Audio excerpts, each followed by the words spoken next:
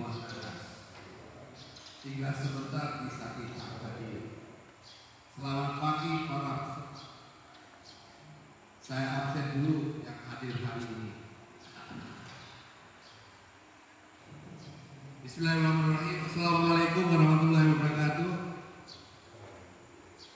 Yang saya hormati Pak Sekretaris Jenderal, rekan-rekan para pejabat eselon 1, Bu Dirjen Kristen, Bimas Kristen, Pak Dirjen Bimas Hindu, Pak Dirjen Bimas Buddha, Pak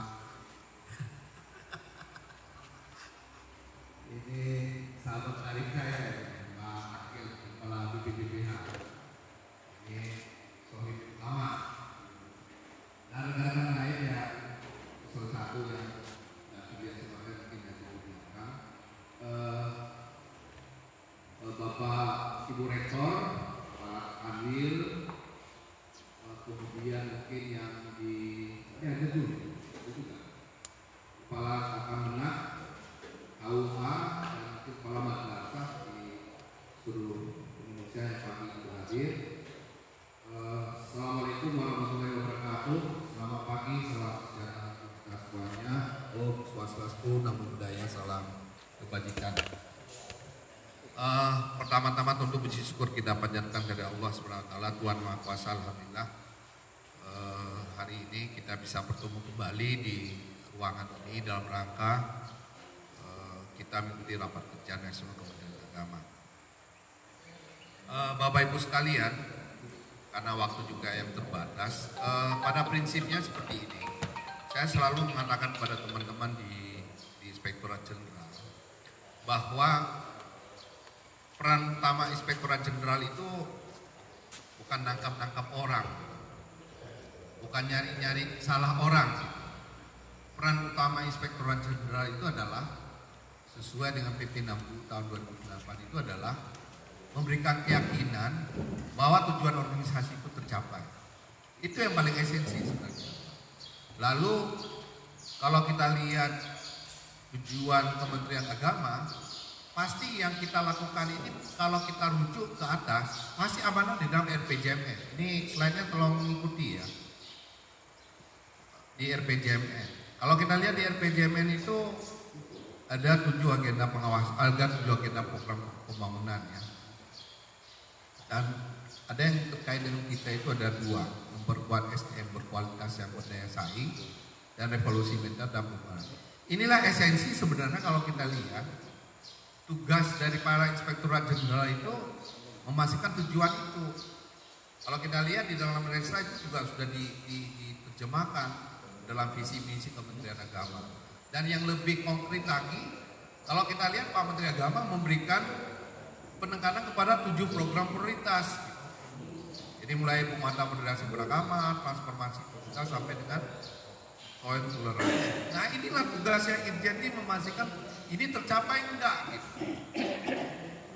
Nah ini yang waktu saya baru masuk tanggal 16 September, saya tanya sama teman-teman, apa yang dilakukan untuk memastikan 7 program prioritas itu enggak tercapai gitu. Tidak ada satupun yang bisa jawab begitu. Konfliknya seperti apa?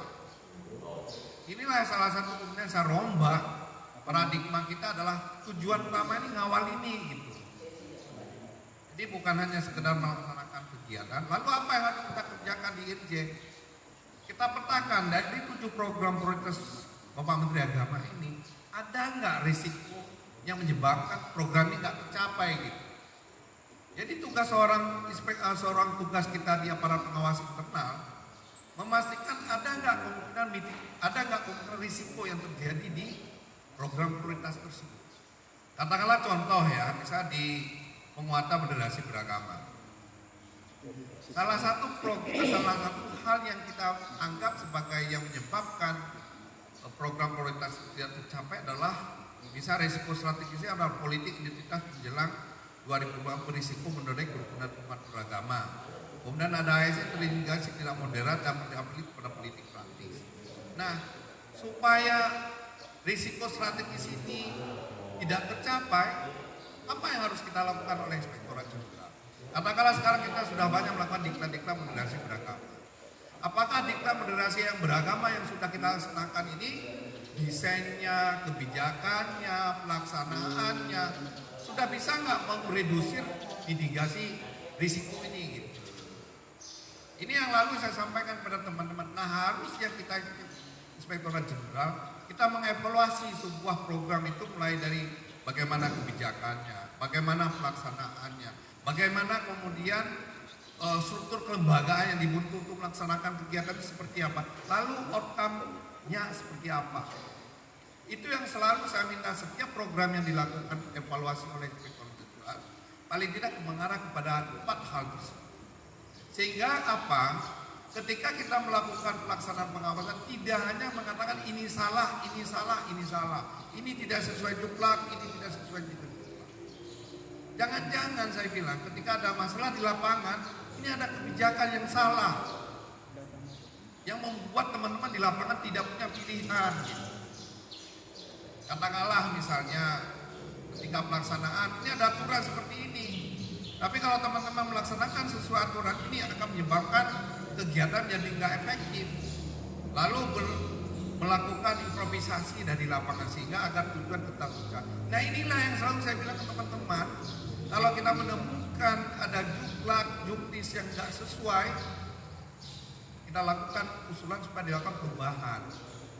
Makanya inilah yang juga sekarang kami lakukan di Irjen. Ya, terima kasih ini terutama di teman-teman di Pendis ini sudah banyak sekali juknis-juklaknya diminta review kepada Irjen, terutama dari pondok pesantren sama Pak terakhir dari Pak Inuk, saya terima juknis. Nah inilah yang saya bilang kita harus hadir di depan, bukan tunggu di tikungan. Itu selalu saya sebutkan, kita Irjen itu jangan seperti polisi kata Pak Ruh. Kita ada di belakang. Nah ini yang selalu kita ke depan selalu saya dorong. Nah inilah beberapa risiko yang harusnya menjadi concern kita. Lalu berikutnya, saya mengatakan gini, walaupun ini saya sebutkan sebagai capaian, tapi sebenarnya yang saya sebutkan sebagai capaian Irjen itu adalah, saya selalu mengatakan gini, ukuran keberhasilan Irjen adalah ketika dia bisa membuat perbaikan menjadi lebih baik, ketika dia bisa membuat kondisi menjadi lebih itu ada keberhasilan Irjen saya bilang. Jadi Irjen itu harus bisa mendorong perubahan, harus bisa dengan rekomendasi yang diberikan bisa membuat keadaan jadi lebih baik. Gitu. Contoh, awal saya dilantik sebagai Inspektorat Jenderal tanggal 16 September, saya minta Pak Kastolan, karena setelah itu sebulan jalan ya ke Pekalongan dan ke Aceh. Saya meninjau proyek SBSN. Saya hitung-hitung sepertinya proyek SBSN ini kalau dilakukan dengan cara-cara biasa seperti yang sekarang akan ada proyek akan terlambat. Selalu saya minta berapa banyak proyek yang selalu menjadi KDP. Ternyata teman-teman menyatakan bahwa dari tahun ke tahun itu KDP selalu ada di Kementerian Agama. Konstruksi dalam pengerjaan selalu ada. Padahal proyek kecil-kecil Pak. Ada yang cuma 2 miliar, ada yang cuma 1 miliar. Kenapa bisa jadi KDP saya kira? Lalu saya minta Pak Kastolan, coba Pak Kastolan hitung. Kalau kondisi seperti ini terjadi, akan berapa banyak KDP lagi dalam tahun ini? Hitungan teman-teman ketika itu ada 68 Pak ya. 63. Ada 63, kalau kita tidak melakukan langkah-langkah yang lebih agresif, akan ada 63 itu calon KDP lagi tahun 2022. Lalu saya bilang sama teman-teman, ayo kita turunkan tim semua ke beberapa titik yang kita anggap sebagai yang kita anggap berisiko tinggi. Turun ke lapangan, cek kenapa proyeknya menjadi lambat segala macam. Kita turunkan ada 40 titik. 40 titik Irjen turunkan. Saya bilang teman-teman Irjen turun ke lapangan bukan hanya sekedar mengidentifikasi penyebab pelambat. Ya, apa yang bisa kita lakukan untuk mencegah jangan sampai ada yang terlambat. Bila perlu lakukan sesuatu melebihi daripada tugas seorang auditor. Itu yang saya bilang selalu beyond of financial audit gitu. Jadi melebihi tugas kita. Apa yang dilakukan oleh teman-teman ketika itu ada yang dilakukan katakanlah ya ada minta pernyataan dari rekanan kalau nggak selesai bersedia di blacklist tahun depan, tidak akan dapat bekerja. Itu kan sebenarnya bukan pekerjaan auditor. Saya bilang nggak apa-apa, kita lakukan upaya apapun kita lakukan untuk mencegah jangan sampai terlambat. Alhamdulillah itu tidak dilakukan, dan dari 63 berapa?